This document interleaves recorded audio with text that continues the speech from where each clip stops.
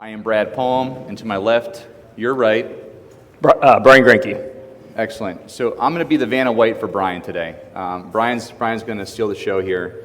He is the master developer, and he's going to teach you some really cool tricks for automating pipelines for a couple different use cases that we can use for packet carving. And this is some stuff that we've been facing since about mid-part of this year, specifically with the threat hunting that we've been doing. And for those that joined us with the Hunt Like a Shark class, you kind of got an idea, a look into sometimes in a low maturity organization, the best ground truth you can grab is packets, and that's where you have to start hunting. And as consultants, we're coming in and we're hunting from a perspective where we don't have any baselines to work off of. So we have to develop baselines. One of the better ways to do a baseline is probably a 24-hour capture, 24 by 7, 24 by 5, trying to get the peaks and valleys of the workflow throughout the week. So there's some significant challenges that we have to do when carving those data sets, and they're up over a terabyte. And we're going to try and solve that problem through the cloud because your dev laptop just won't cut it.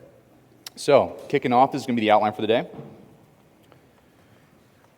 We'll provide some high-level processes and motivations for this discussion, some terms and definitions. The cloud space and definitely within the development community, there's a lot of loaded definitions. There's a lot of technology being introduced, so it can be confusing. And part of what we want to do here is kind of hack the learning curve for you all, introduce you to some concepts, and kind of demystify them so they're not so ambiguous. All right, so we're going to make them less squishy, more tangible, and kind of hone in on what those tools actually do for you all. We're going to talk about some considerations. Data movement and storage will kind of motivate the pricing discussion because that's one of the big gotchas of cloud is, let's move to the cloud, aha, I have your data, let's jack up the price that you didn't know about, right? So certainly considerations with that. And then we're going to talk it through some core principles of building reusable structure, why infrastructure as code is appealing to us, why repositories are appealing, why CMing, configuration management, is so important in today's day and age, why alleviating drift from your baseline is important from a configuration perspective.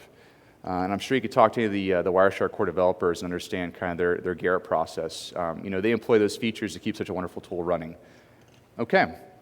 And then lastly, we'll talk about automating and bring you to a use case that we had just slaving away last night, burning the roof down in our room, and it's kind of fun to talk through of carving some stuff. And it's kind of a recreation of what we did on site this past January.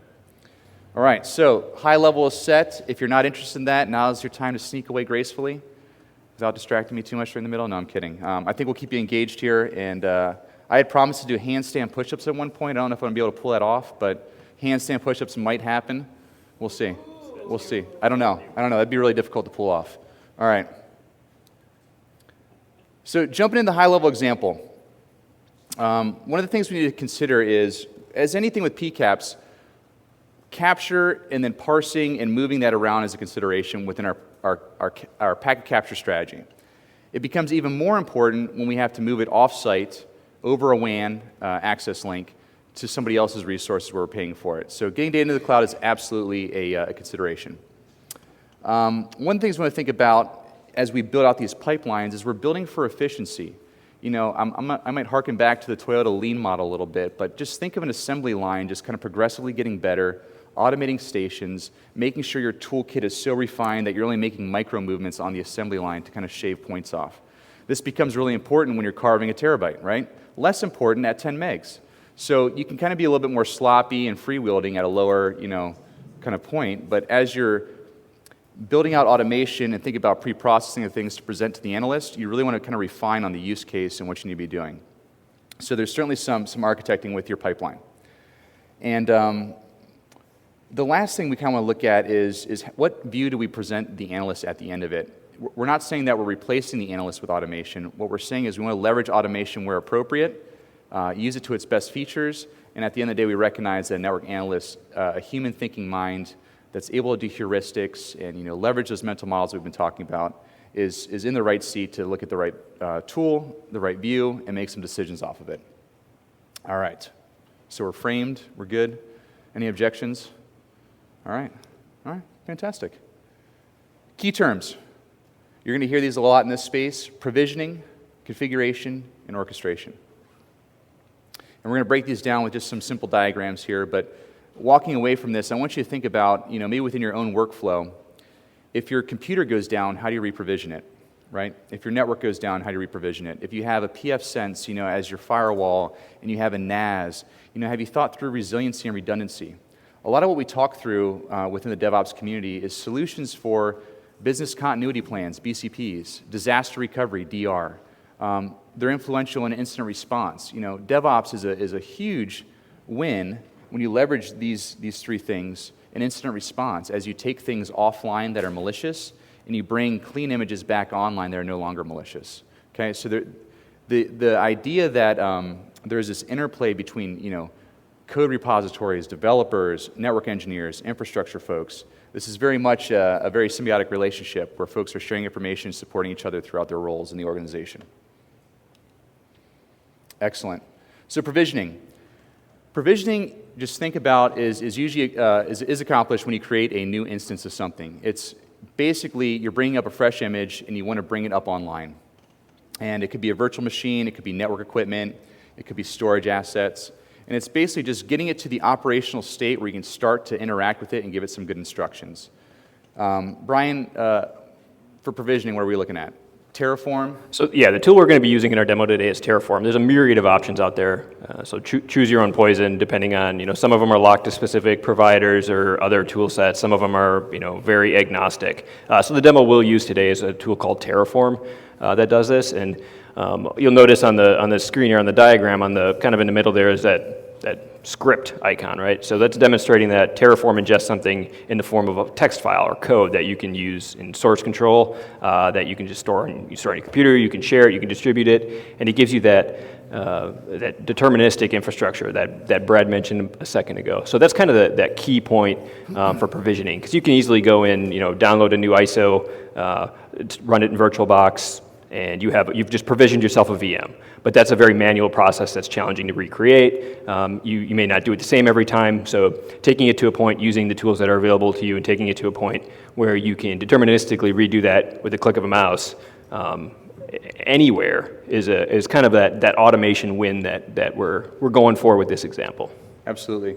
We're going to use Terraform in a couple different scenarios. I think the important part to realize that a lot of these tools have kind of bled over into the three buckets we talked about. They can be used for multiple things. So just remember that when we're using Terraform in this scenario, it's for provisioning. And these are the objectives we're kind of going for with it from a high level. Next up, CM, configuration management. And this is probably very familiar to all, but this is ideally, we want to bring something up to kind of like the gold image, the operational image. An example would be we have a server, it needs to be running Apache, or it needs to be running SSH with these keys embedded on it. CMing it will get to the state where you can put it out into production and it can operate in the way that it should. For here, we have adding software packages, changing settings. Again, the same point is that we have basically this flat file or this artifact that exists in a repository that you can continue to iterate on with the developer team. Maintain state, and then push it out to an environment and stand things up that are basically on physical hardware. So CM is accomplishing that next layer on top of provisioning. And lastly, orchestration. Orchestration is the combination of both of those. It's taking provisioning and CM together, and it's replicating it out n times, replicating it at scale, producing a more robust environment. So what we have right here would be fantastic for a lab environment scenario where you have built out maybe your attacker box, your Kali Linux box, you have a victim, a vulnerability server, and you have some information between, maybe a SIM, bro running. So before long, you have a lot to manage just on your own as a researcher, as an analyst. CMing those things, orchestrating, provisioning those, allows you to basically stand those up in your environment, your range, play around a little bit, launch some nasty malware, tear it all down, the state disappears. We call that basically a temporal environment. It's on demand. And we can fire it up again the next day when we want to do something different, right? So very, very important piece of equipment or a piece of technology for us to leverage as analysts and researchers is the ability to orchestrate these things together.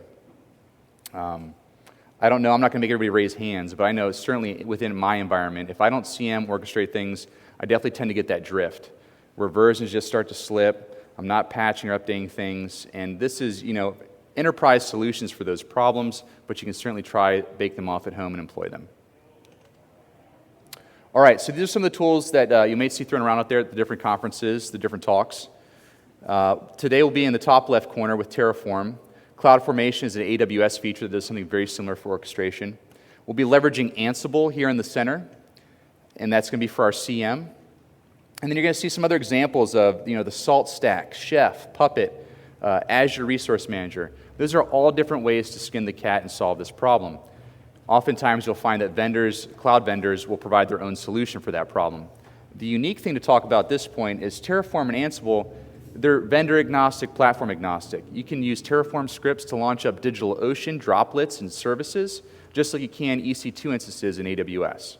So that is the nice thing, is you can kind of write code somewhat once. There are some nuances, but you can potentially say, I want to launch this in this cloud environment, I want to launch this in the other. That's certainly part of a resiliency strategy. So some things to think through here for the tooling. This is the obligatory graphic page. Yeah, I'll chime in with one point here. So Brad mentioned a second ago that there's some bleed over in the capabilities of these tools. Well, there's also bleed over amongst the tools. So you can couple these things together and perform that orchestration if you want to. You can couple Terraform and Ansible, or you can couple CloudFormation with Salt Stack, and use one tool to do your provisioning, one tool to use your CM, and a lot of them will integrate together with each other to make the job a little bit easier for you. That was the break that I got? That was it? Yep, that's it. You're done. My whistle, I'm done. Keep going. Okay, fair enough. Aye, sir. All right, use cases. So, we're not doing this from a software development perspective necessarily. We're here trying to leverage this tool as analysts, right? So what is the use case that we're using this for, and why go into technical debt to learn these tools? No doubt about it. Learning this, there is technical debt involved with it, just like any new feature, new tool, new process. We've recognized that as the industry progresses, as we advance within the DevOps culture, that these are certain skills that we believe to be fundamental that help you in many disciplines, whether it's security, whether it's networking, SD-WAN. All these things are leveraging infrastructure as code at some point, and we have to start speaking these languages. And they are accessible. It's something you can kind of hook into. We're going to show you examples of it today. A lot of it you'll find in YAML, so very human readable. But we're trying to break that ice and say don't be afraid of it and see if you can leverage it in your toolkit. So the use cases we're going to present here are specific to network traffic analysis. We want repeatable deterministic infrastructure. Deterministic meaning we want something to spin up with the right hardware and be in the right profile configuration. For example, Betty yesterday had a great tip on how to use a very stripped down profile to begin parsing something in Wireshark. You could have that within your infrastructure as code and say, provision this machine, right? So part of the provisioning process is I want an EC2 instance, a piece of hardware this big, with this many gigs of RAM, and this many CPUs. Check, provisioning's done. Well, let's CM it. Let's make sure that Wireshark Common is installed on Ubuntu 18.04. Let's make sure we have TCP dump. Okay, check, configuration management is done. Now we want this thing to spin up in a state where Wireshark launches with this profile ingested, from maybe an S3 bucket where we have our profiles, our favorite profiles saved. So basically, you walk in the door that day of the office, your cloud office, and this Wireshark instance is just waiting there for you to kind of take off and start running. And it's probably a lot more powerful than what you can afford for at home, and maybe you only have to use it for about an hour. That's one of the use cases we'll present. Scalable on-demand infrastructure. This is incredibly important in business strategies. So let's say we're doing packet captures per day. We need analysis, and right now our risk appetite says that we need this information spun back to the SOC by the next morning. So it's going to chug overnight. Well, as our information, our bandwidth grows, systems are becoming bogged down. So you might need to scale out the pipeline of how many things you're parsing and chucking through Bro or Suricata that evening. So Monday might get kicked off, Tuesday might get kicked off, and we can't leverage it all on one machine. Scaling is by adding more machines to the solution to solve it more quickly. So scalable is certainly an important thing to consider, especially in businesses that are growing, consuming more, firing up new remote branches. So these different considerations allow us to scale much easier than say, well, we're maxed out in our data center, we can't really get any more rack space, some of those things. That really isn't a consideration for us in the cloud. Money talks, and you can usually get the resources you need. Remotely accessible and collaborative. We were playing around last night, and we're not trying to replace CloudShark by any means, but we had a team viewer session where 3 people were on the same box doing analysis in the cloud. It's kind of pretty cool from a remotely collaborative session, and that's certainly what CloudShark is trying to solve in a more elegant solution. But you can imagine doing this with a distributed team saying, here's a PCAP, let's go through it together. So that's a way to do it on a BV server. You allow people to kind of drop in filters and say, oh, I think we should be filtering on this, not this. So it's kind of a unique feature. And just kind of a plug again, I'll thread this concept throughout, that think about lean in the Toyota model of production, and that's what pipelines are usually referring to. Brian? You, sir. All right. Pass the mic. So now I'm pretty sure Brad has convinced all of you that doing traffic analysis in the cloud is the greatest idea in the world. But it's not, there's some considerations that need to happen here. These are fairly agnostic to whatever you're doing in the cloud, but just to bring them up from this vantage point specifically, you still have that iron triangle of, cost, performance, time.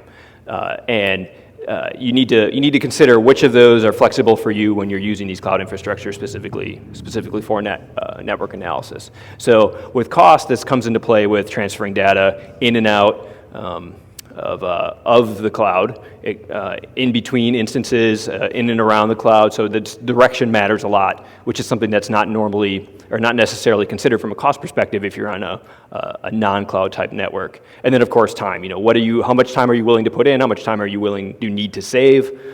So those are some things you just need to consider when you're thinking about data transfer. So specifically, talking through this, generally when you're looking at getting data into a cloud, you can often do it for free or for very low cost. That's very dependent on your scale. So if you have petabytes of data for some reason that you need to get in, there's options out there to do it for very low cost rather than to have it using a web interface to upload that. Amazon or AWS Snowball will ship you physical devices, and then you put your data on and you ship them back and they plug it directly into a data center. If you want to upload something to an S3 bucket, you can do that for free. If you want to do some other, maybe a little bit more specific case where you want to put data directly into an instance, it's usually pretty low cost, but you can usually get data into and processing into the cloud for free.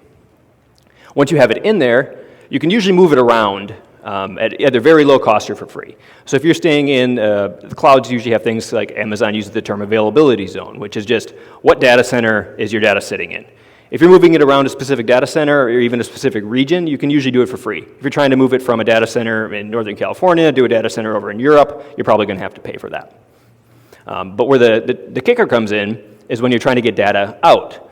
That's when you can end up paying a lot of money if you're not careful. So there's some mitigations and some methods in place to do that. People host, high volume games and high volume websites in the cloud, and they're able to get copious amounts of data out for low cost. But if you're moving large like PCAP files around, and you have a collaborative team that's pulling these things down out of a cloud, you may end up paying a lot of money. So there's some considerations. If you may just move it into the cloud, process it there, pull your small processed data out. Process it in there, write your report out of the cloud, and then pull that out. So you're able to, critically think through this and do it in a cost-effective manner. So here's just a kind of a quick example of a cost breakdown. This one's using AWS as an example, and let's assume a 200 gigabyte PCAP file. That's a big PCAP, but it gives it some nice numbers. So moving it in, you don't need to use Snowball for this, but if it was a 200 petabyte file, maybe you would. And you can get it in for free. If you're moving it in between regions, you may pay about $4 each time. So you move it from Northern California to Europe, that's a $4 charge. You move it back, that's another $4 charge. Every time you do that, you're going to incur that cost. If you're moving it from, I'll get into this in a second here, object to block storage. So think about moving it from a file server into your actual hard drive on your desktop. It's kind of a caveat or a comparison there. That if you're in the same region, you're not going to pay for that. So you can keep things in S3. You can make them very accessible to anyone you want, and you can move them into EC2 instances or your servers, process on them. You're not going to get charged for that. If you're going to move that out, again, that's where that nonlinear increase in price comes into play. That's an $18 charge to move that file out. So if you have a team that's pulling that down, if you forget and you pull it down a couple times, that can get expensive very quickly.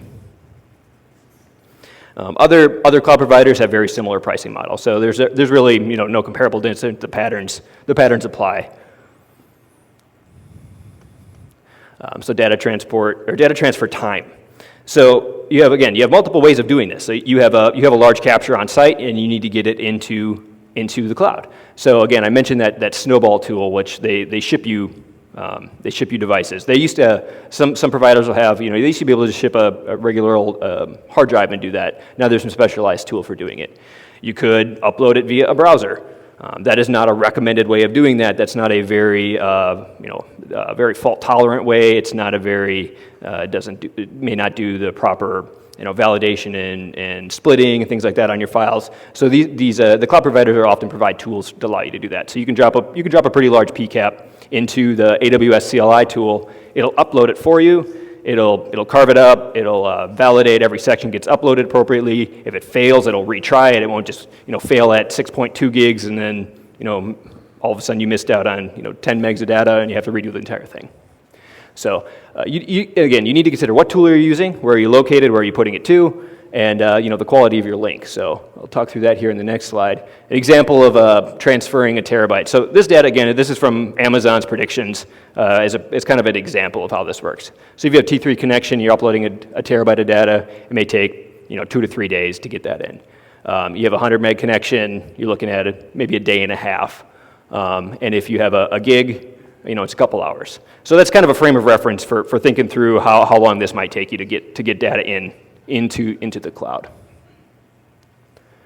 Here's an example. We did this one over the Wi-Fi network here. I think there was probably at least one tunnel, maybe 2 tunnels going on. So there's a little bit of overhead involved. And we put a 3.8 gig file using the CLI tool in 18 minutes. So it's not too bad. It's pretty quick. This isn't that wasn't a high speed. It was. I think we put it to the U.S. the Northern California region, so it was fairly close in proximity geographically. So that helps a little bit. But it's not overall. It's not too bad of a process, and the tool works. The tool works really well.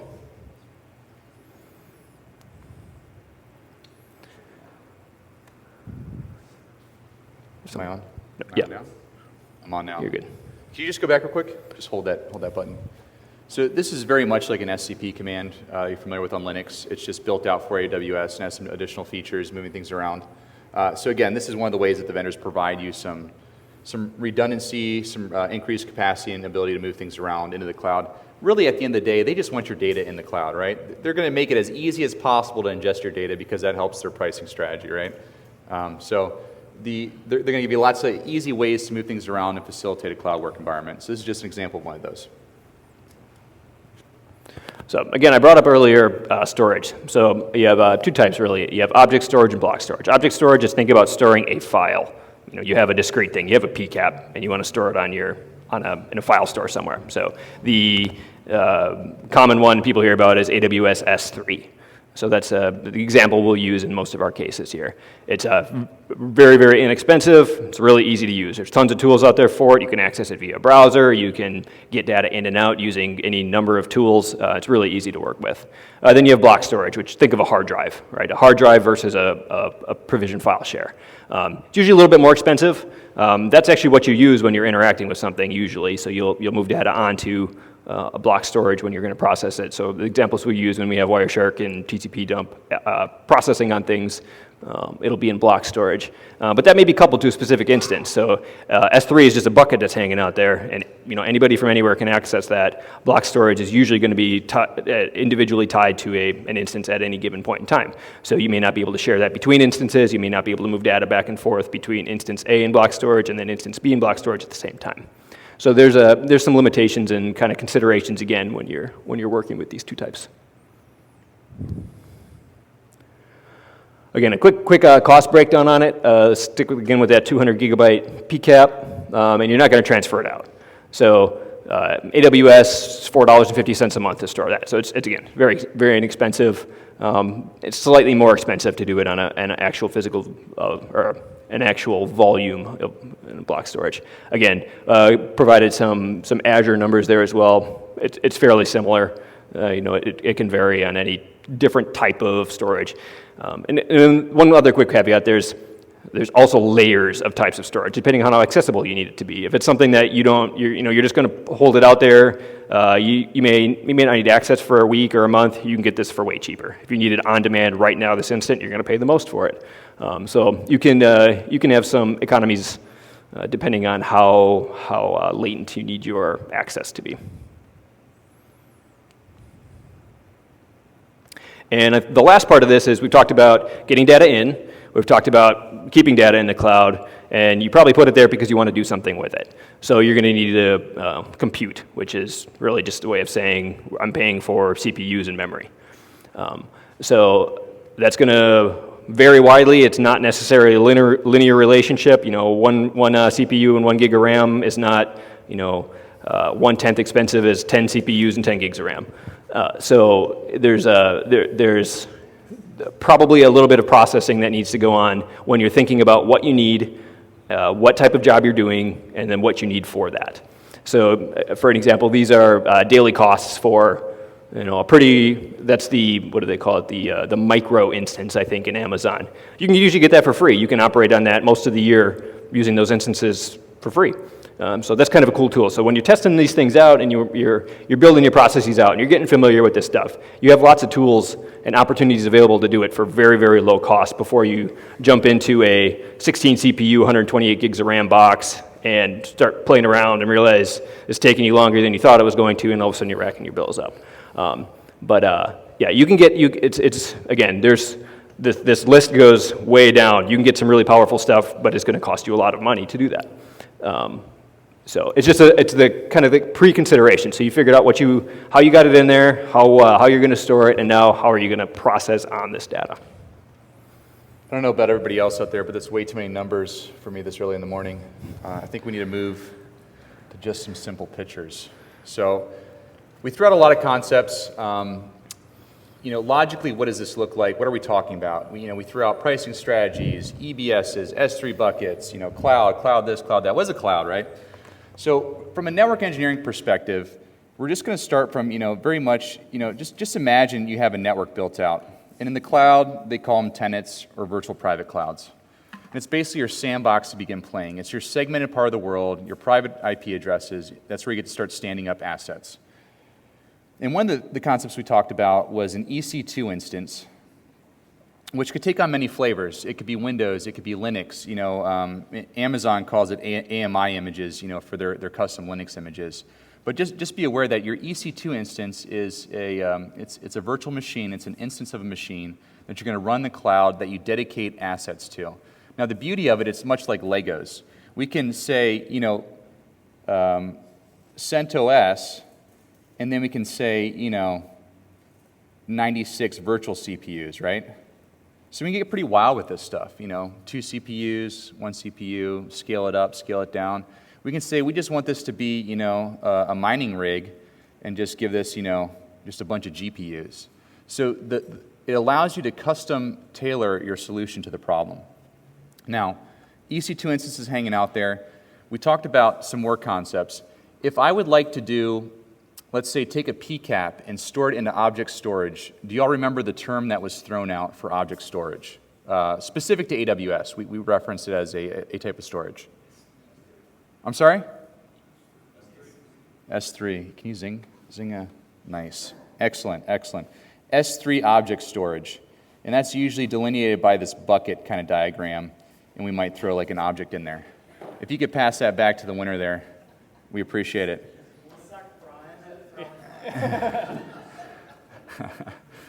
we got some good hecklers already. I like it.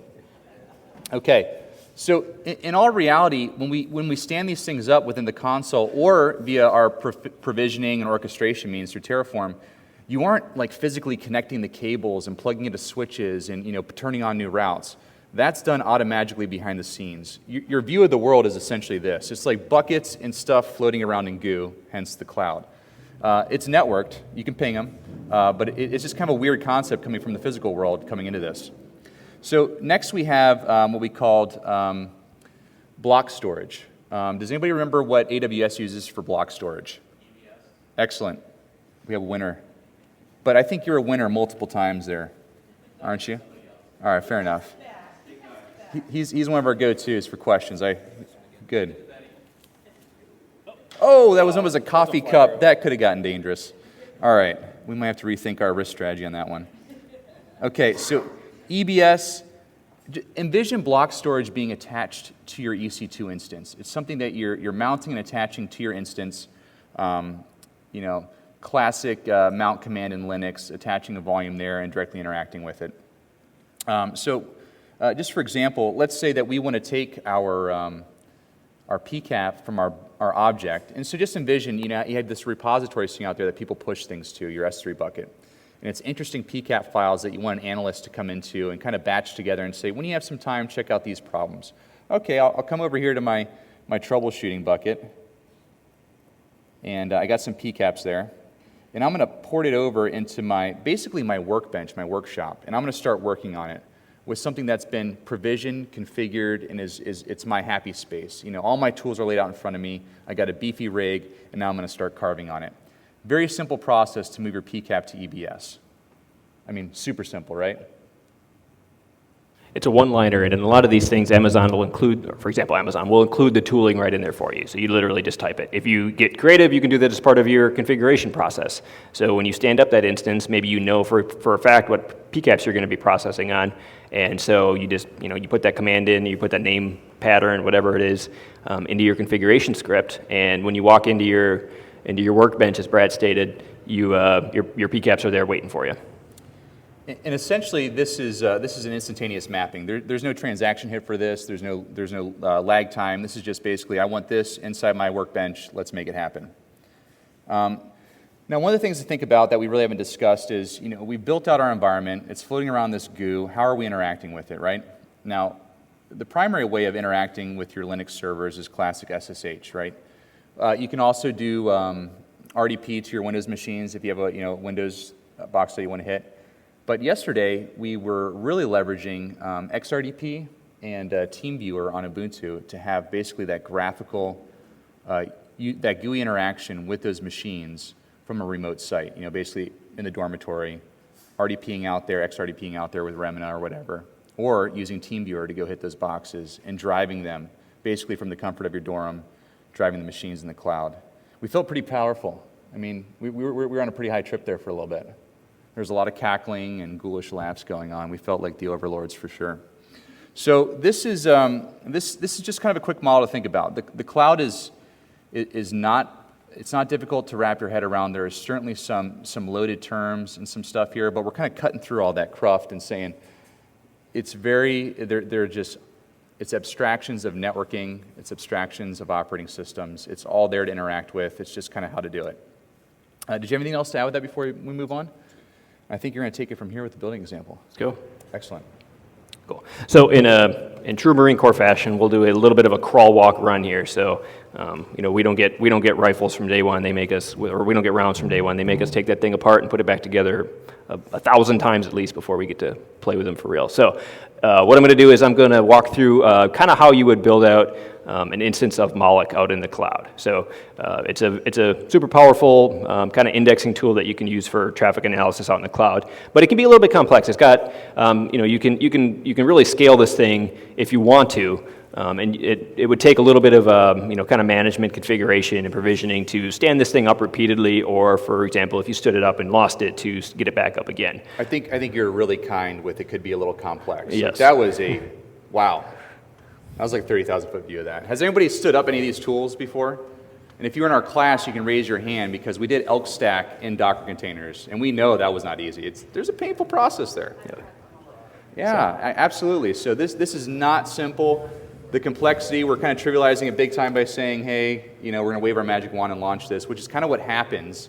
But there's a lot that goes into building those scripts out. So just understand, we're making something pretty complex and tedious, and we're simplifying it for sure. Yes. So again, but to Brad's point earlier, there's a small amount of technical debt that you incur at the beginning of this thing. Luckily, a lot of this stuff is freely available from the producers of the software. So people will produce Ansible scripts for their software, so that all you got to do is drop it in and run it, and it configures this for you. So, for example, Elasticsearch provides Ansible scripts to stand up instances of Elasticsearch with minimal amount of configuration on your part. You may be changing domains and IP addresses and maybe some small settings, but it give you pretty ready to roll out of the box type stuff. So high level perspective with this is we'll provision one or more instances of Elasticsearch. We'll provision an instance of Moloch, and when I say instances, again, that's just 3 servers standing up there, we got probably a Linux operating system running on them, that's it. Then we'll configure Elasticsearch, which means we'll run some CM scripts against those instance or instances that we've deemed to be Elasticsearch instances, which will install the software, make the configuration changes that need to happen, and get them up and running. And then we'll do the same thing for Moloch. So I'm going to walk through this little snippet of code here. So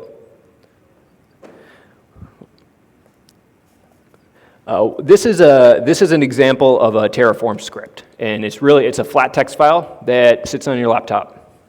And Terraform will call this script when it executes, and it'll talk to, in this instance, Amazon or AWS. And when this is done running, you'll have 3 servers running. So I'll kind of highlight a couple terms out of here. So you have AWS instance, and what that's saying is that it's going to create an AWS VPS, a virtual private server. I'm going to call it, this is me, I'm going to call it Elasticsearch. The AMI is what Brad referenced earlier. That's saying what type of operating system, maybe there's some packages pre-installed on it. It's really just saying it's an image that Amazon knows about. It's an ID that they recognize. And this thing's going to be running Elasticsearch, so I know it needs some memory. So I'm going to pick out of the Amazon pricing list the one that I feel is most applicable for my cost and performance triangle, and I'm going to choose one called an R5 2 extra large, which I think has 16 gigs of RAM on it and maybe 4 CPUs. I don't remember precisely off the top of my head, but it's a fairly reasonable server. Cost me a few dollars a day to run something like this, and I want 2 of them. So that's it. If I were to execute the top part of that script, I would have two Linux servers running in AWS, and they would have, with the resources I specified. Now, additionally, this is kind of getting in past the provisioning into the orchestration portion of it. Not only do I want Elasticsearch, I also want one that I'm going to call Moloch, which would be, it's kind of specified to have Moloch running on it. I'm going to use the same image, Amazon Linux image, and Moloch's not quite as resource intensive because it can get by. It's using Elasticsearch on the back end. It's not on the same box, so I'm just going to use a slightly smaller resource pool for that one, and I only need one of those. So that is about all the code you need to do this. You need to provide some credentials for it. You need to tell it that it's an Amazon interface, and it'll pretty much do the rest for you. Have Terraform execute this, and you'll have 3 VPSs running out in the AWS cloud. And again, the code to run those, to get that done, you run a plan which says, tell me what you're going to do. Before you run this, I want to make sure that you're not standing up 8 FPGA machine learning special instances that's going to cost me $1,000 a day to run. So plan it, tell me what you're going to run. Okay, everything looks good. That's what I expected to do. I'm going to do a Terraform apply. And at that point, wait a minute, and the servers are running out in AWS. Now, let's say I ran it, I used it, I'm done. I don't want to keep paying for this. I run a Terraform destroy, and it is all gone. Pulled out of Amazon, I'm not paying for it anymore. And you repeat this as many times as you need, whenever you need it, and you are going to have the same infrastructure standing up every single time you run this. So again, they try to make this stuff as simple as possible. Again, if you don't like Amazon, you substitute AWS instance for G Cloud instance or Azure instance, and you're getting the same thing in a different cloud provider. I mean, this is definitely syntactic sugar, though.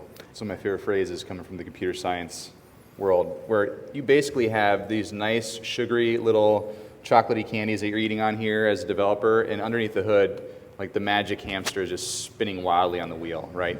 You have abstracted so many layers above what's actually occurring at this point that you certainly could have some issues troubleshooting down the road, right? That's one thing that you might have to fight through. But I would say overall the error reporting, everything else is pretty solid. But I mean, you're wielding a pretty large sword at this point, deploying things with this type of power, with these types of scripts. So syntactic sugar is on blast right now.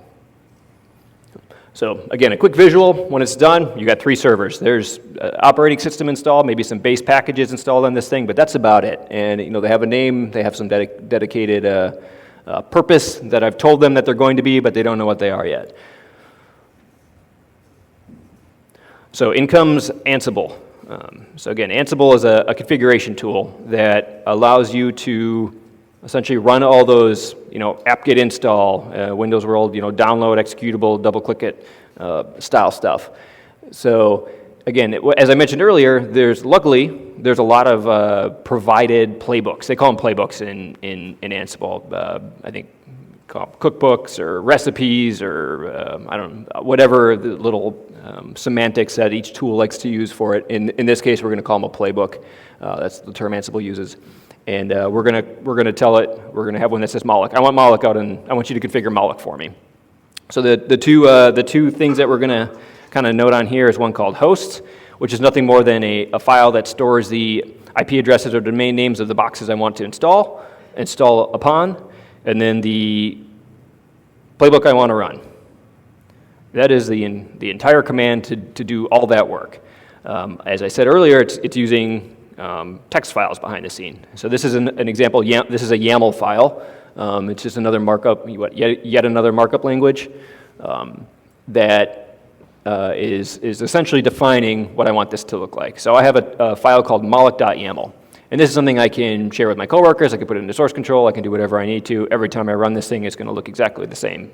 And I say, on all my hosts I have said are dedicated for Elasticsearch, I want to install a role called Elasticsearch. All of my hosts that I've called malloc, I want to install a role called malloc. And we're going to nest our way down a little bit here. I'll go through this. I promise I'll go through this quickly. But it's essentially a couple more text files. Here's an example of the role Elasticsearch. A tasks file. A task file is essentially the steps that you think that you're going to run when you do this. So this is a slightly modified, very condensed version of that I just downloaded from GitHub that the Elastic project provides to install Elasticsearch. And you may recognize a couple terms out of here. Yum, it's using the package manager to install Elasticsearch. Make sure it doesn't update beforehand, and it restarts it when it's done. You run this command, or you run, if this was your only command in there, it would run it, it would install Elasticsearch, and you'd be done. And so that previous, Ansible playbook command will run these. It'll run whatever roles you have defined, and when you're done, you have fully configured servers.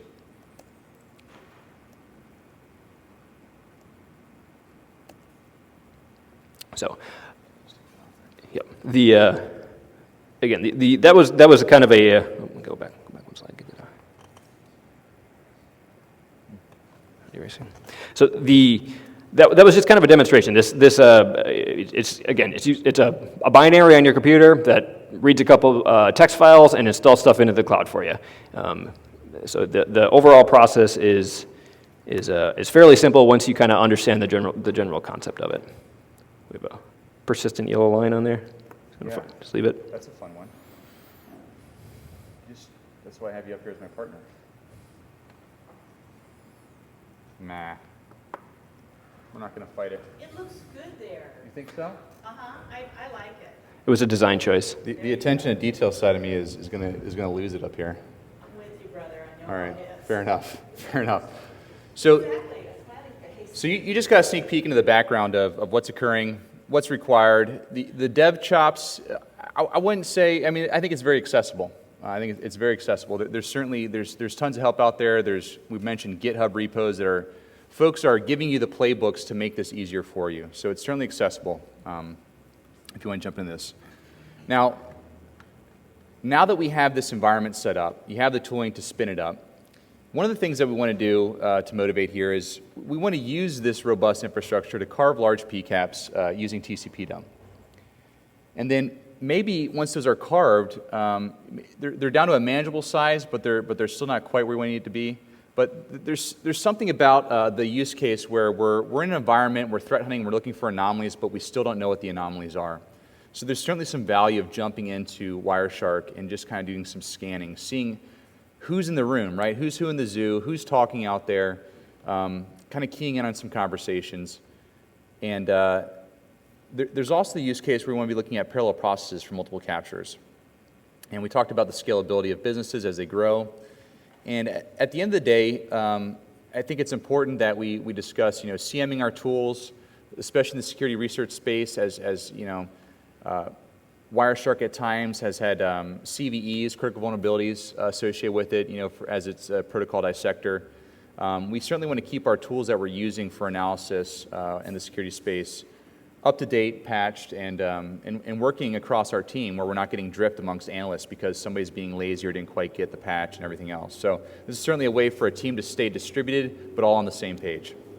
This is a very applicable case for the line of work I'm in the Marine Corps. So we do formal testing, and we have to maintain kind of very rigorous control of the tools that we're using. So if you perform test A with version A of software B, and you want to repeat that test, you need to make sure that you're doing the same thing. So tooling like this allows you to incorporate that rigor into your processes, where you know that when you have an environment that you're working in, maybe you're in incident response or forensics or testing, it allows you to kind of incorporate that rigor where you can say, I have a high level of confidence that the tools I'm using are the tools that I'm saying I'm using, and I'm using them in the way that I expect them to be used. Absolutely. So specifically to the parallel processing, we kind of motivated this conversation by mentioning that we might have a SOC, a Security Operations Center, and they have a certain task of bundling information every day, shipping it off, doing some post-processing or pre-processing on in the evenings, and kind of having that information ready in a dashboard for the oncoming shift in the morning. So this is very much a 24/7 operation. You can imagine just continually having this pipeline that has to churn and stay up to date on these indicators, chugging through this stuff, alerting, and basically distilling the information down so the analysts have something to do once they step on deck at 8 o'clock in the morning, go through the battle update brief or the snap in that morning and say, okay, got it, no known indicators are hitting us, but this is something to search on, go do tier 1, 2, 3 support. So very much supports a SOC role. You can imagine any kind of like performance environment where you're storing trouble tickets against this and hunting down problems in the environment, those type of things. Another one to think through is from a compliance reason you might be storing things, and it's certainly important to pre-process that information before you tuck it away to make sure that it's meeting the needs of what you need to be saving for compliance reasons, and then whatever governing body is complying the rule against you, that you're basically keeping it for 7 years, 10 years, or whatever the rule is, right? So 6 months, 1 year. So you're saving the right information and nothing more, because we do know that PCAPs cost, and you don't want to save extras, right? We're looking at the bottom line for the businesses. Okay, so in this process, if we're doing 7 days a week, essentially 7 large PCAPs, we want to have the ability to stand up the same 7 instances every time. Now you can imagine throughout that year there might be changes to the operating system or the analyst tool where we'll have to go up and basically update those 7 systems.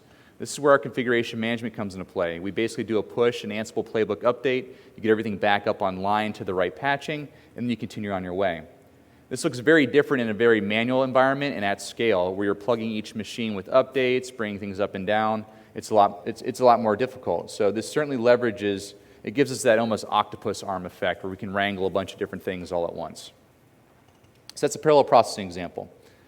Now, a specific use case that we're going to present here and then work through how we solved it is we have a large PCAP, and it's encrypted information, it's a server talking out to clients, and we're trying to see if that server is compromised. And that's all we really know about the situation. We're hunting for malicious behavior on a server, and we have no baseline of the customer.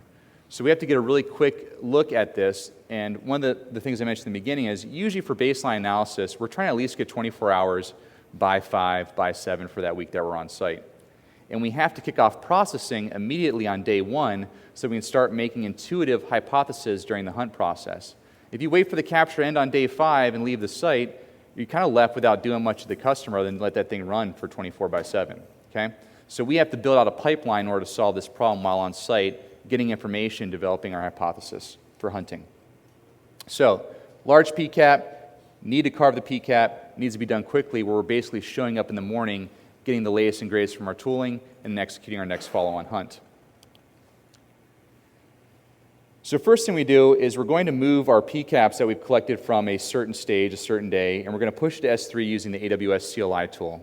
We gave you a screenshot of that tool, and we gave kind of an idea of what it takes to move a 3.8 gigabit file. It's about 18 minutes on the school network here.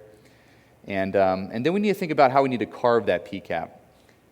And one of the problems we talk about in framing this correctly is we have to have at least some indicators of what we want to be carving on.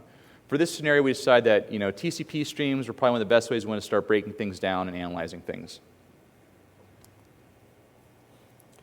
So give the size there, give the number of packets. It's all HTTP capture, encrypted. It's on a trunk port is where we're capturing, has VLAN tags. And we're going to set up this tale of two machines, right? The small machine and the beefy machine. Talk through about how this goes for them. So just real quickly, this is our carving process right here that we use for this scenario. So just a quick bash script here. We create a streams directory there with makedir. And we basically use tshark to operate on that PCAP file. And we're going to go through and filter for the streams, basically the TCP stream number, and we're going to write it out to a log. Okay? So that's step one in our process. The next step that we're going to do is we're going to go through and sort and make those unique streams overall so we can go and pull those out from the log. And the last step is we're going to use a parallel process. Okay?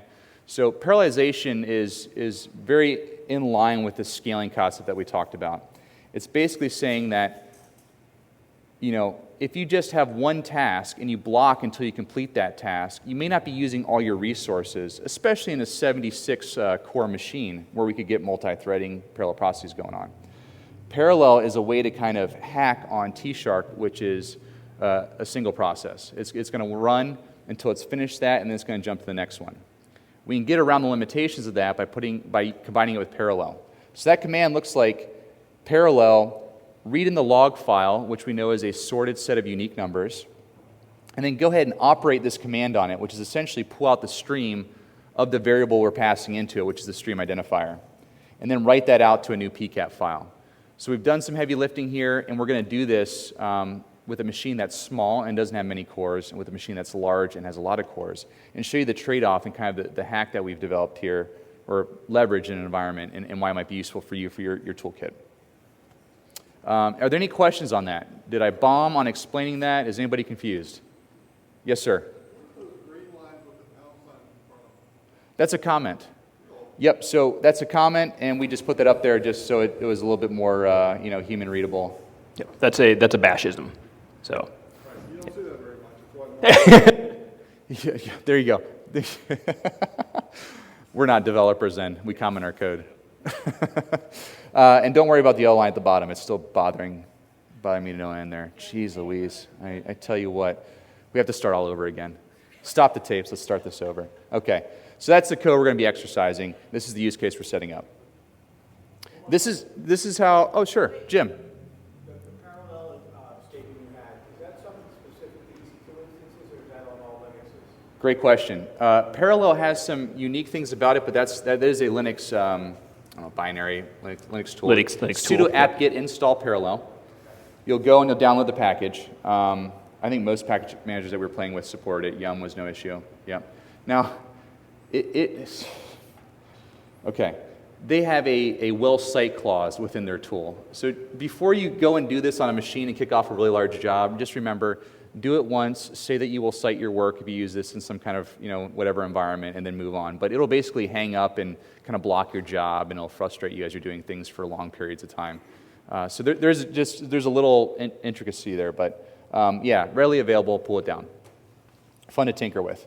So this is how attempt 1 did with a local demo of this, right? So we ran this script, computer overheated, basically caught on fire. It never finished even the first part. So let me go back real quick. So this poor little guy here that's burning, it never even completed this part right here. Oh, geez Louise. I did it. No! I found the trick, though. Now I know. Okay. So the machine with, a couple CPUs, 4 to 6 gig of RAM, it couldn't even complete this. For some context, it got through about 2,300 of the streams. When we did it with the Beast, it was like 6.6 million streams, okay? So this thing choked after 8 hours, really couldn't complete the job. With tshark, and it couldn't even actually write the streams out to our log file that we wanted to. So there's a huge disparity here between in performance. Okay, so it didn't even get past that one. It couldn't even go to sorting out the streams. Let me erase this. Ew. Ew. Oh, clear ink. All right, we're in it now. We are back on track. Okay, so everybody got the point of that. We have a serious problem. We can't get to the data set carved down to what we need to. So we're going to bring in the big guns, right? So classic, we have to put Steve Brule in our slides. He's prompting you, what do we do now? And that's kind of what we looked like for a little bit until he said, aha, let's get something bigger. Let's get a bigger hammer. And Brian's going to go through the process of how to build the bigger hammer, and then we'll show you what number 2 turns out to look like.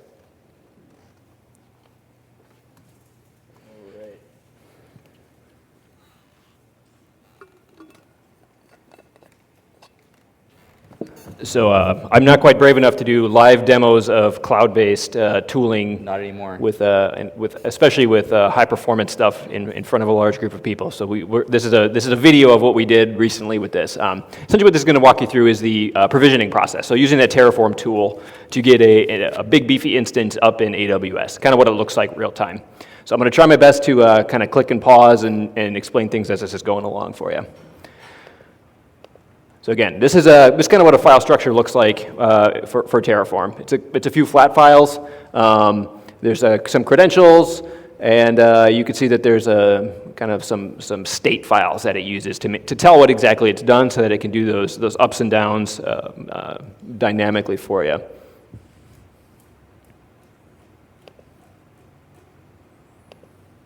So that's some of the hidden code that I didn't show you as part of the previous crawl example. It tells you that, hey, we're using AWS. I'm going to define what region we're in. I'm going to tell you what credentials file to use and the name of the profile I'm using. So who does Amazon think is accessing this thing?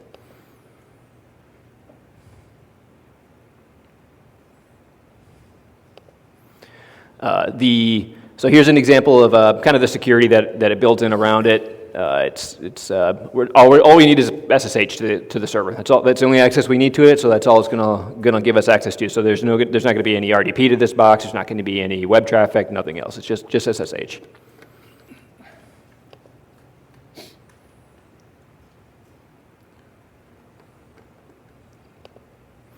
You can see here that I'm telling it exactly what type of box I'm going to build up. For the demo purposes here, we just built a micro box, but for the real, when you see the carving actually going on, this was I think a 24XL we used. We'll get into the specs on that in a second here, but this is really, if you want a small box, you change this word. You want a big box, you change that word. That's all it takes. And again, you can name them how you like. You can check them in. You can maintain multiple versions of that, depending on what your use case is.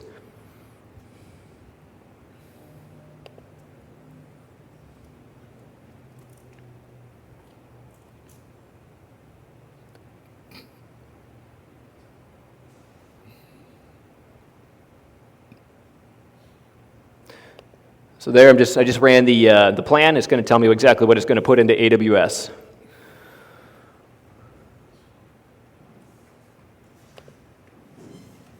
So wait a second, prints it all out for me, tells me exactly what I'm looking for. I can go back and look at it. Yep, everything looks good.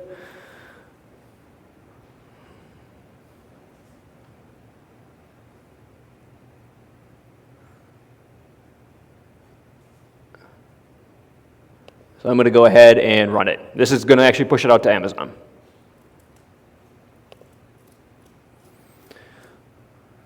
So it'll take just a minute to run. And you can see as it's telling me exactly what it's creating out there, there's a few things that it can't tell. So you'll notice in this list, you can see like public IP address is going to be computed. So Amazon doesn't know exactly what it's going to allocate to me yet. So as it's provisioning it, it'll assign it a public IP address. That's some of the magic that goes on that you don't have to worry about. And when it's done, then I can pull that data back out of the state file because that's saved in there, and I can see exactly what happened.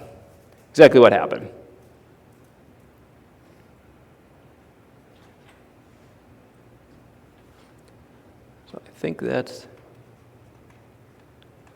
No, I'm giving you an example of that here, so you can see that now I do have a public IP address in here that Amazon. Where is that?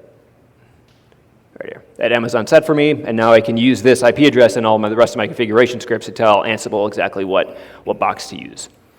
So that's the gist of it. That's there is now an instance running out in AWS that we can access and we can SSH into, and we can install the tools on that we need.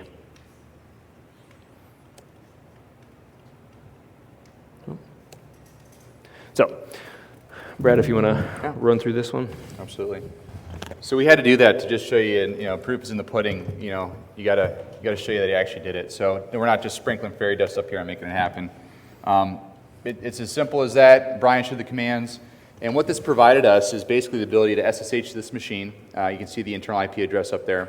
We put some of the specs on it. It is a 24 by extra large, 96 virtual CPUs, 768 gigabits of RAM. Right, and this cost us about $6 an hour. It was $6 an hour. $6 an hour. All right. Well, let's see what happens. Go ahead. Are you guys using spot instances? No, these were on demand. So the spot instances would be much cheaper if you had the opportunity to do that. Yep. This is as expensive as it'll get. So the bash script that I showed just a couple slides back, basically the carving process, multi-step process, that is housed within the carve streams shell script, right? And so we launched that with the time command to basically say, from process start to completion, how long did it take this machine to do that? Now again, for context, box 1 died in a fiery crash. Box 2, it reports just over 2 hours later that, hey, I'm done, come get your nuggets of good analyst information, right? So you can see, by throwing big, beefy guns at this problem, we're able to get the data set that we need to work off of in a relatively short amount of time. Basically a lunch break, right? I like 2-hour lunch breaks, who doesn't? Walk away, come back, might have even had a cold one, adult beverage is always good, and you're there and you got some stuff to look at. So we can kind of see the outputs of this. It's stored in the different streams folders. You can also see that, I'm not entirely perfect, streams log, right? That's the 6.6 million streams I was talking about. That's basically running word count on the number of unique streams in that log. So the fact that it found 6.6 million unique streams, completed the process, stripped them out in the streams directory, it completed the task, and the other one just couldn't even get back to even writing that log file for us, right? So a really cool hack on making T-Shark behave in a parallel process, leveraging basically all the resources that we threw at it and pipelining, and basically thinking, again, to that automation process, the assembly line, how can we make it quicker? How can we do more with resources if we were to put another conveyor belt there or a bigger engine on it, okay? So that is the result of attempt 2, and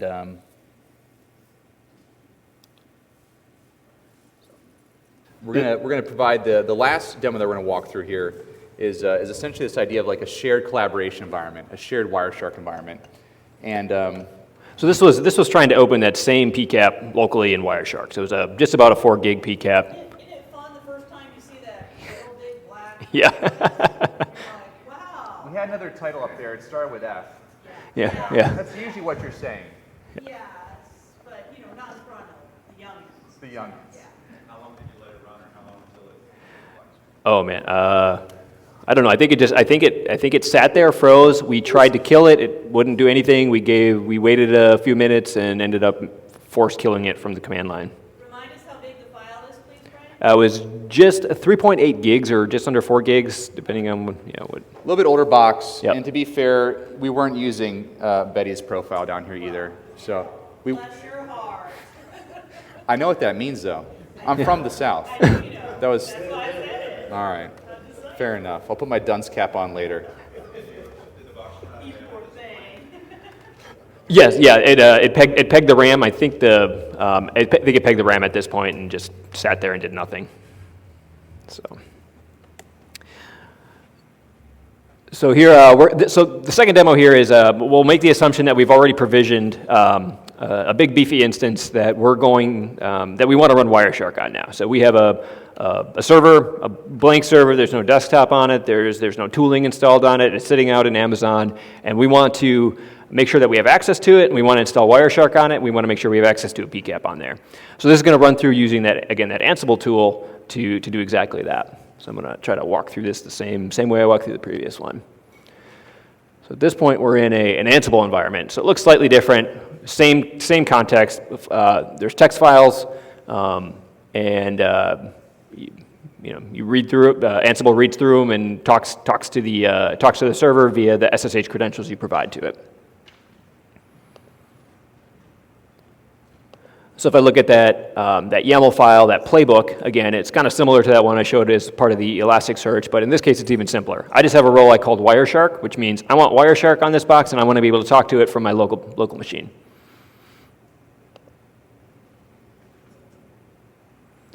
I need to tell it what instance I provisioned, so I give it an IP. There's an IP address that was provided as part of that an earlier provisioning script that we cut out for brevity here. But have an IP address. I say I want to use all the hosts that I've labeled Wireshark, which are right here. I'm calling it. I'm going to name that one specifically powerful host, and powerful host has an IP address to that. So at this point, if I were to run that playbook, it would install it to that host. But we'll take a look at what the actual Wireshark, we'll call a role, looks like. So it's really just a list of tasks. So if you think about a bash script or a bat file or anything like that, it's just a list of tasks that you want to occur. YAML uses a little bit of magic to kind of to give you a little bit more flexibility, so you don't need to think about maybe what distro you're using. There's even some flexibility to go between, like, for example, Windows and Linux environments. But in this case, really what it's doing is it's going to install a desktop environment. It's going to let me remote into it. It's going to install Wireshark. It's going to update the password for me, and it's going to install the AWS CLI so that I can pull the PCAP in. So if I now run my Ansible playbook command,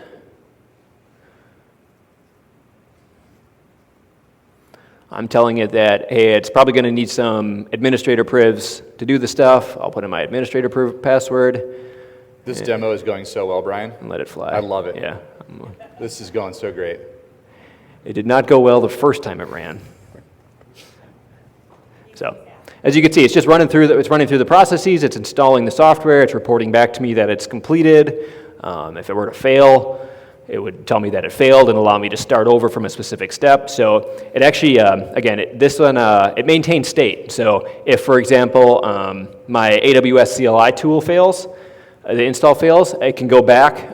It won't try to reinstall XRDP package. It knows it's there. It checks before it tries. So it kind of breezes through the first steps. It understands that it doesn't need to redo that step.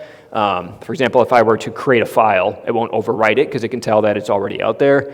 So it kind of maintains that state for you in a very kind of tidy manner that you don't need to think about it too much. So that was literally as long as it took to install the packages for that. Yes? That is a great question. I actually don't know the answer to that. I don't know if there's any devs in the room that would have it. Does Wireshark have silent installers for all operating systems? I'm not sure of Windows if you can get around maybe the network driver install for WinPCAP. I'm not sure if that causes any headaches or not. But yeah, it's a great question. I don't know the answer to that. Am I still mic'd up? Yep. I think you'd be surprised by how many images folks actually make and put out into the the Amazon marketplace. Yep. So you very well could find something that's pre-built, something that you can just kind of take and shove into the environment in kind of a pre-packaged form.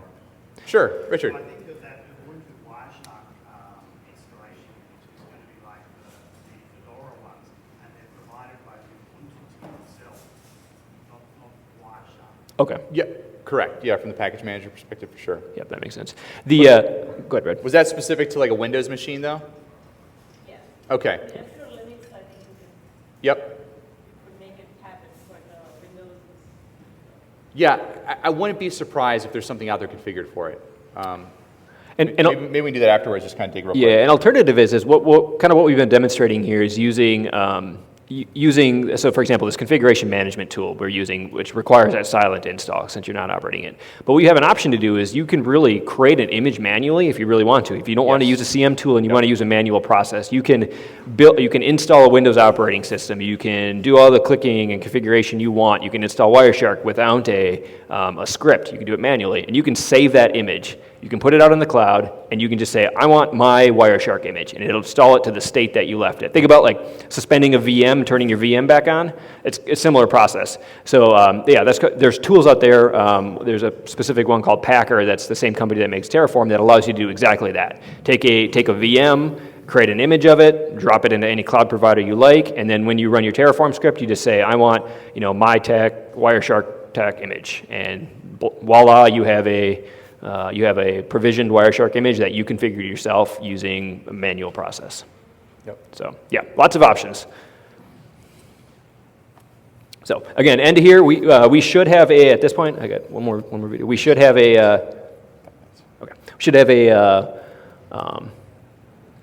an instance of Wireshark running in the cloud at this point. So I've now connected to an RDP session, or opened up an RDP tool to connect to the host. You can open it up.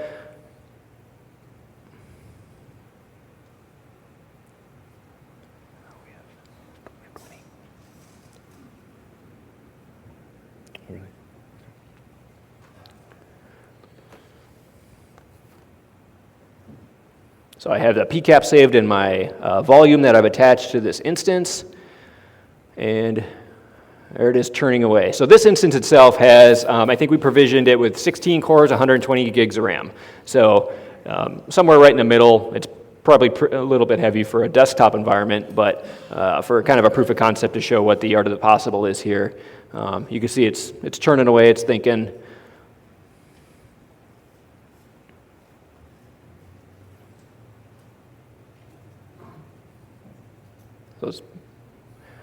We'll show the statistics on the PCAP once it. Bar.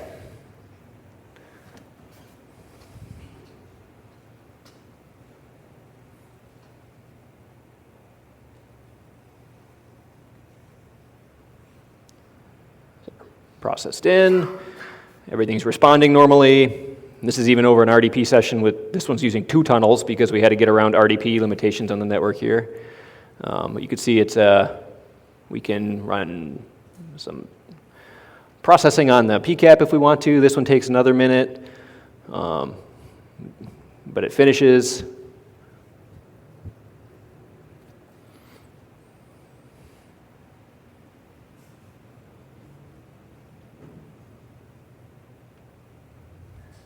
Again, and this is a very non-optimized version. We didn't do anything. It's a complete base install of Wireshark. We didn't do anything creative to it to try to speed the process up. You would highly likely probably want to do that beforehand when you create your actual configuration. Yep. And then on top of this, we were interacting with multiple people, kind of RDPing into that environment. So it was a shared environment. We were just messing around, stepping on each other, writing notes to each other that were inappropriate. All the classic things you should do in a shared environment. But there you see the SSL filter kind of plops in there. Just kind of close that out, and that's essentially the proof of concept of what collaboration could look like, how you could have a shared analyst workspace, how you can pipeline and think about things in an automated fashion. Man, I realized we didn't do a good job introducing ourselves in the beginning. We just basically said Brian and Brad show, and then we just took off. Yeah. So just kind of to recap, this is kind of what we do for a living here. Brian is still active duty in the military, but I pull him aside for quite a few consulting gigs. We focus on resiliency engineering, build, break, hunt. We like to build things, dev things. We like to break them from an offensive perspective, and we like to hunt them to maintain a continued defensive posture. So we try and cross the whole spectrum. We're very much in the sec DevOps space where we're baking all these things into our products and offerings. So we very much think about this from an analyst perspective and how to keep resiliency and robustness of architecture. So you can see why this tooling kind of comes, I guess, natural or native to us. It's part of our process to think about how to solve problems, both cloud and on-prem. And we certainly have leveraged frameworks like these for analysts in threat hunting. So it's kind of just a little nugget from our playbook. We thought you might enjoy the parallel tip and some of these features. We don't have a GitHub repo out there for any of this, but it's certainly available. To be fair, we cobbled it together from other people's GitHub repos, so yeah. It's nothing terribly. It's nothing like terribly creative. We saw a problem. We saw people have Ansible and Terraform have created tools. There's this. The tools are all out there for you. We just put them together in a script and ran it, and that's kind of the gist of this. Architecture, everything is code style. You can just plop it in a script, and there's a fancy tool out there that'll execute it for you, and you have a very powerful environment to work with. So are there any questions specific to the environment or anything that we present up here? How do you get S3 right so you don't show up on Krebs? So by default now, you have to actively say, you know, put me on Krebs and click a checkbox in there. No, by default they lock it down pretty hard. I don't know what people. I actually had I will lock myself out of it at times. I don't know how to get access to it. So it's locked down. It's locked down pretty hard by default. It's not publicly accessible. It's only accessible via the credentials you specify, which are often programmatic. But to shed some light on that, very valid point, right? As cloud was being sold to early adopters, it was, you know, increased productivity, scalability, it's already secure, don't worry about that, right? Meanwhile, S3 buckets were being configured open to the world, where essentially some, you know, it could be personal health records, PHR records, or something that's kind of juicy with social security numbers or credit cards being stored there, and then somebody just has direct access to it, and they really didn't do a good job of auditing or looking at it. Again, you're proving the point of why we need to be thinking things from an attacker perspective, you know, resiliency, looking at our environments.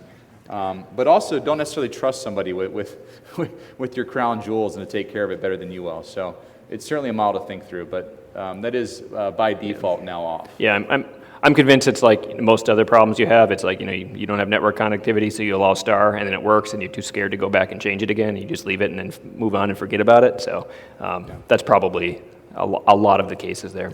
A good point.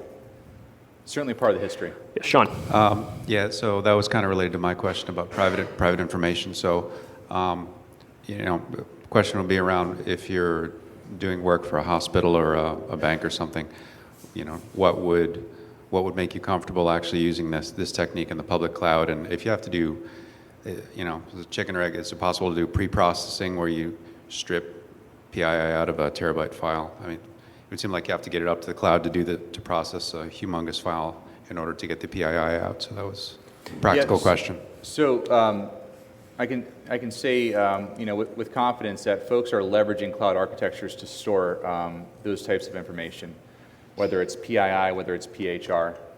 So they're storing them in the devices that we talked about today. They're storing them with access controls. Azure certainly has a different kind of model than AWS does.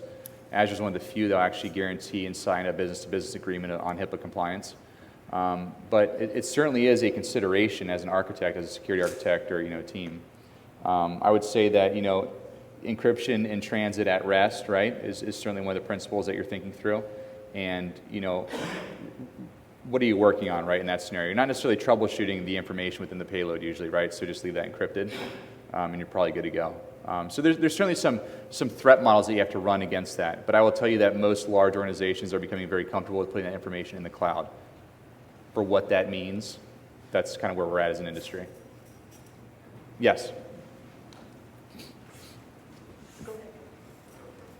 Thanks. Thank you. So we have this exact same thing that we're trying to support many users trying to use Wireshark tools and run their analysis in the cloud. And two big problems. One is Amazon's RDP licensing only allows 2 users by default. I mean, unless you buy a bunch of RDP licenses and so on.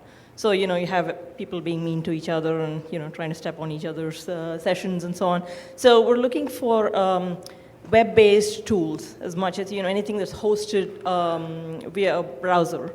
So is there any sort of roadmap in terms of, you know, putting some of these tools, you know, cloud-friendly, web-hosted Wireshark, for example? So are you asking, are there any cloud-friendly remote access or browser-friendly remote access tools for accessing desktop environments? No, not no. So even just running Wireshark as a you know, on a browser. So when we create an EC2 and we install Wireshark, right? We don't want people to have to RDP into the box.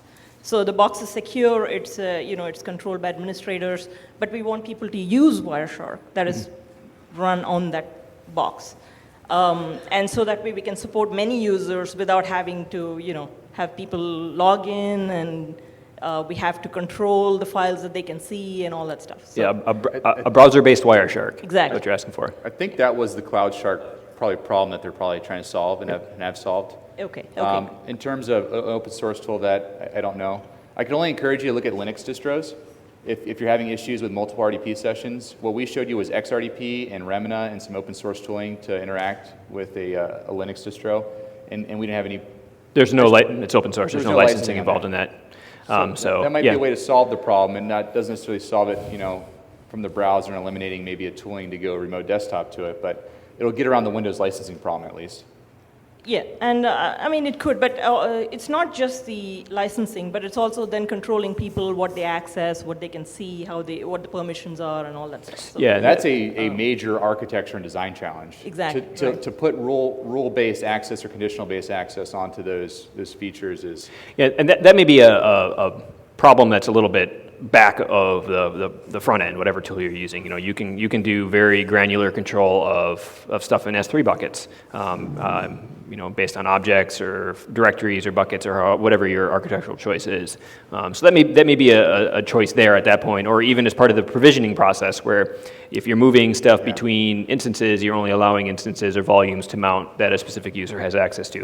Or, and again, leverage a PAM or a PIM solution, privileged access management, identity management, where you're basically checking out creds that fires up your environment, and you have you're basically building a pipeline that gives them a streamlined view in that world. A lot of architecting for sure. Yeah, unfortunately, I'm not super familiar with what CloudShark's capabilities are, but how granular you can get with control with that stuff or some of those other tools. But yeah, as far as I'm not sure if anyone else in here has a pointer, a thought on cloud-based or browser-based Wireshark access. It's an interesting problem for sure. Yep. yeah, and a browser-based version of Wireshark because the code is all focused around the current UI model, and I suspect a different approach would be required depending upon the workflow side, something like extracting all of that information, putting it into something like the analytics databases that you guys talked about before, and then perhaps allowing users to come in from the cloud searching for specific combinations of things, etc. Yeah, that's a great point that Richard is you have alternative tools as well. You have your indexing engines like Elasticsearch style stuff where it can ingest traffic and you can do different types of analysis on it, but it doesn't solve the Wireshark problem.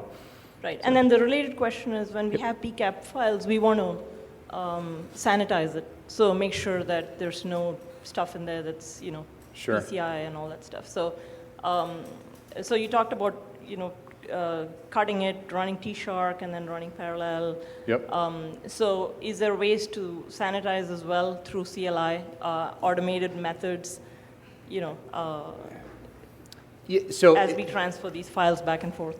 if you're just using, layer 1 through 4 for your analysis, you could potentially, split and carve off the remainder of the payload, potentially. Depending on what you need for your analysis and what the use case was. You could just say that there's no reason to store this encrypted information. Should anybody get keys or try and decrypt it, we'll just trash it right away and we won't move it up to the cloud. That could be one strategy.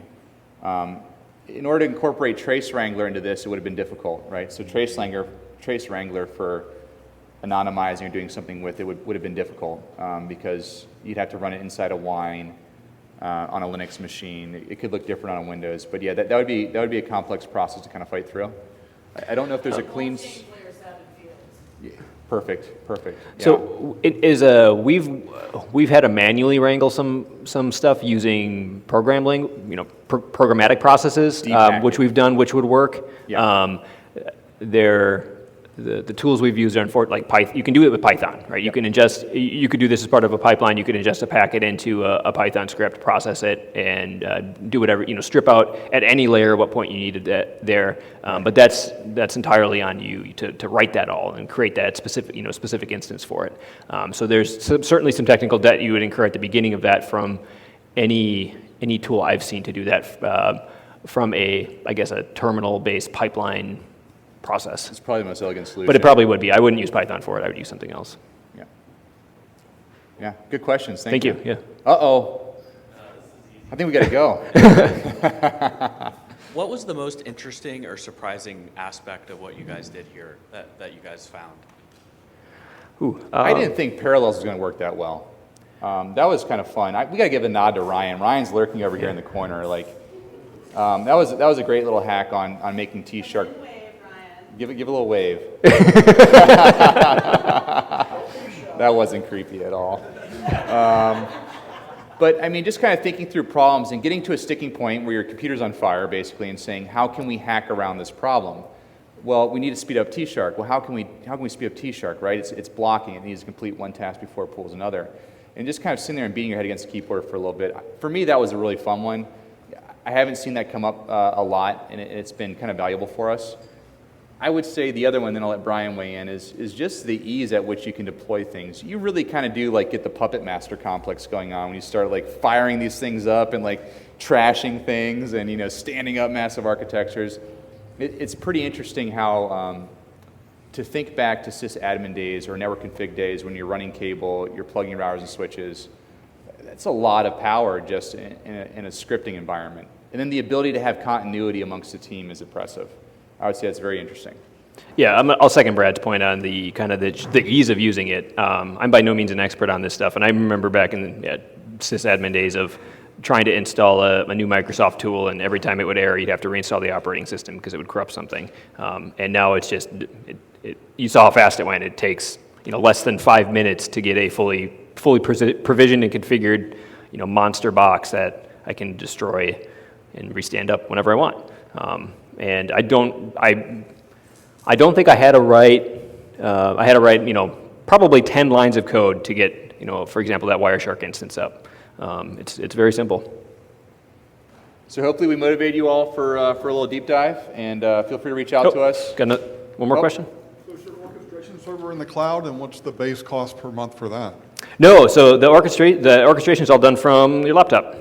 So you can use a Bastion host if you wanted to, but for this instance, it's literally running. It's for example, Terraform or I'll use Ansible, for example, runs over SSH. So you just need port 22 access out to the cloud, and it's running right from my laptop here. So yeah, we've used Bastion hosts in which is probably a best practice to do that, where your Bastion host runs out in the cloud permanently. But you can use, there's no resources required for something like this. So you can run a very, very low cost or free instance to do that. Probably, you probably get by for free. Any other questions? Got time for one more? Yes, Yeah, sir. I think so. I forgot it was 45, so yeah, Okay. we got a couple minutes. What's the word on the street as far as creating the financials cloud, the medical cloud, or HIPAA cloud, I guess they're going to call it, like what they have with the Gov cloud? Anything on that? Yeah, Absolutely. So Right now with AWS, they have only a separated cloud for its the Gov cloud. Gov cloud. Correct. And there's all kinds of concerns out there with financials, with the securities, medicals with the HIPAA. There's been kind of rumblings about that, and I was wondering if you guys knew anything about it. So great point. So from a high level, multi-tenant attacks, right? So you're in a cloud environment with many neighbors all living on top of each other, and you don't know if those neighbors are good or bad. And there's been code that's been released in the wild, Spectre last year and some other things, where you're able to basically break out of basically your sandbox that you're only allowed to play in, hop into memory and basically scrape out things that could be of importance if you wanted to attack somebody or something, private keys or something. So that's kind of like breaking out of a multi-tenant environment where you should only be seeing this view of the world, but you got into the back plane and now you get to see everything. So that would be the reason why you want to go to a specific single tenant cloud. And those models do exist, and you have to pay to play quite a bit. And that's the whole reason why, as the government has specific needs for their low side unclassified network, and then their high side, their classified network. There's specific things that they have to have controls in place to do that. Banking and like you mentioned, kind of the healthcare industry are the same.